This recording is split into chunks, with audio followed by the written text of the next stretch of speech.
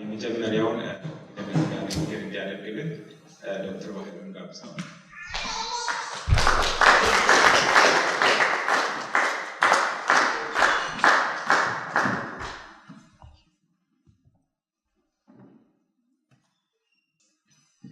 አመሰግናለሁ። ራሳ ያዘጋጀው ጽሑፍ አለ፣ እሱን አነብላችኋለሁ። በመጀመሪያ ግን እንኳን አደረሳችሁ ሁላችሁንም። አዋለ ከለሽከሙ የተወደዳችሁ የዲሲ እና የአካባቢው የሲዳማ ኮሚኒቲ አባላት፣ ኢትዮጵያውያን ወገኖች፣ የሲዳማ ወዳጆች፣ ክቡር አቶ ብርሃነ ዲያነ ማርያም የኢትዮጵያ ኤምባሲ ምክትል የሚስዮን መሪ እና እንዲሁም ሌሎች በአሜሪካ የኢትዮጵያ ኤምባሲ ወክላችሁ የተገኛችሁ እንግዶች እንኳን ለሲዳማ የዘመን መለወጫ በዓል በሰላም አደረሳችሁ ለማለት ፈልጋለሁ። አይዴ ጨመራላ።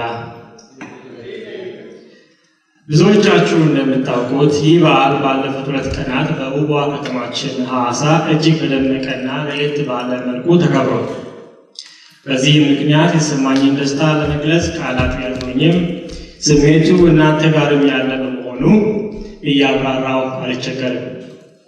ነገር ግን ለዚህ ስኬት ምክንያት የሆኑትን እና ዋጋ የከፈሉትን ማስታወስና ማመስገን ግድ ይለናል ብዬ አምናለሁ።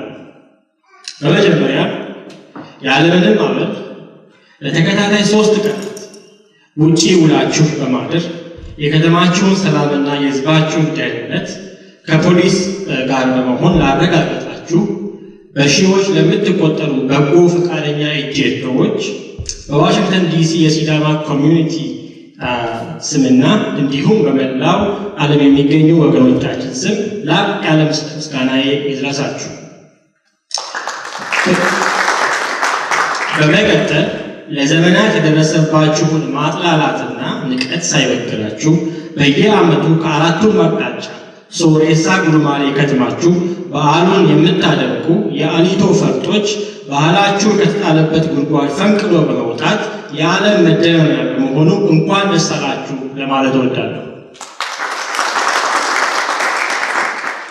የብዙ 10 ዓመታት ጽናት ትግልና አልሸነፍ አልሰበር ባይነታችሁ እነሆ ፍሬ አፍርቶ አሁን ላለንበት ደረጃ አብቅቶናል። ስለዚህ ከፍ ያለ ምስጋና አሁንም አጎብዳጅነትን ለማታውቁ ሰብአዊ ክብራችሁንና ማንነታችሁን ሳታስነጥቁ ላቆያችሁልን አባቶች፣ እናቶችና እህት ወንድሞች ይሁን። እንዲሁም ባህላችሁ ባህላችን ነው ብላችሁ አብራችሁ ላከበራችሁ ቄሮች፣ የሀዲያ አላባና ሌሎች ኢትዮጵያውያን ሁሉ ከፍ ያለ ምስጋና ይድረሳችሁ። ከዚህ ጋር ያይዤ ማንሳት የምፈልገው ጉዳይ በፊቼም ሆነ በሌላ ባህላዊ፣ ማህበራዊ፣ ኢኮኖሚያዊና ፖለቲካዊ ጉዳዮች ሲዳማ ከማን ጋር መተባበር፣ መነጋገር፣ አብሮ መስራት እንዳለበት የመምረጥና የመወሰን መብቱ የራሱ የሲዳማው መሆኑን ለአንዳንድ ዛሬ ምን ያውቅልሃለው ከሚለው አስተሳሰብ ላልተላቀቁ ግለሰቦች በአክብሮት ማስታወስ እፈልጋለሁ። የሚጠቅመንንና የሚጎዳንን ማመዛዘን የሚችሉ እኔ አውቅልሃለሁ ከኔ ውጪ እውነትና መንገድ የለም ከሚሉት እጅግ የተሻለ እውቀት፣ ሰፊ የአስተሳሰብ አድማስና ቅን ልቦና ያላቸው ምሁራን፣ ወጣቶች፣ አባቶችና እናቶች አሉ። ስለዚህ መመካከር ካለብን መጀመሪያ መከባበር መቅደም እንዳለበት ባይረሳ ጥሩ ነው እላለሁ። በሌላ በኩል ዛሬ ይህን ልዩ በዓል ለማክበር ስንሰባሰብ ፊቼ የሰላም፣ የአብሮነት፣ የይቅርታ፣ የውስጣዊ ወይም የመንፈሳዊ ተሐድሶና የመሻገር ተምሳሌት መሆኑን በማስታወስም ጭምር ነው። ቂም ቋጥሮ ፊቼ የለም። የተጣላ ታርቆ ተለያይቶ የቆየ ተሰባስቦ ሁሉ ጋር ተሻግሮ አዲሱን ዘመን በንጹህ መንፈስ መቀበላችንን የምናበስርበት ልዩ በዓላችን ነው። እነዚህና ሌሎች የዚህ በዓል መገለጫዎች ከሌሎች የሲዳማ ባህል መገለጫዎች ለምሳሌም የአፍኒ የውይይት ስርዓት ጋር በመሆን ለሀገራችን ዘርፈ ብዙና ውስብስብ ችግሮች መፍትሄ ሊያስገኙ ይችላሉ። በተጨማሪም ይሄ በዓል ከዘመን መለወጫነቱ ባሻገር ከሳይንስ ወይንም ቅማሬ ከዋክብት፣ ከሰዎች ውስጣዊ ሰላም፣ ማህበራዊ ፍትህና ግጭት አፈታት አንጻር ብዙ ፋይዳ ያለው በመሆኑ ከሲዳማ አልፎ የሁሉም ኢትዮጵያዊ ንብረት መሆን የቻለ ከኢትዮጵያም አልፎ በዓለም አቀፍ ቅርስነት ተመዝግቦ እውቅና ያገኘ ድንቅ በዓል ነው።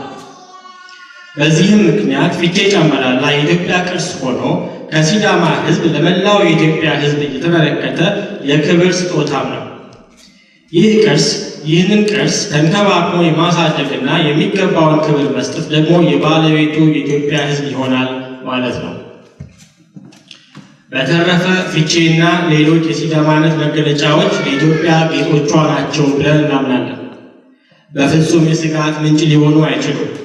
ፊቼ በመድመቁ ኢትዮጵያ ታትርፍ እንደሆነ እንጂ ቅንጣት ያክል አትጎዳም። ተደብቀው ተቀብረው ለነበሩ ባህሎች፣ የማንነት መገለጫዎች ሳይዘገይ መድረክ በመስጠት የሀገራችንን ቀጣይ ተስፋ እናለመልማለን እንጂ አናቀጭጨው። ፊቼ ጨምበላላ፣ መስቀል፣ ኢሬቻ፣ አሸንዳና ሌሎችም በዓሎቻችን እኩል ቦታ አግኝተው የሁላችንም ሆነው ሁላችንም ከቻልን አብረን በማክበር ካልቻልን ለሚያከብሩት መልካም ምኞታችንን በመግለጽ አንድነታችንንና ህብረታችንን እናጠንክራለን።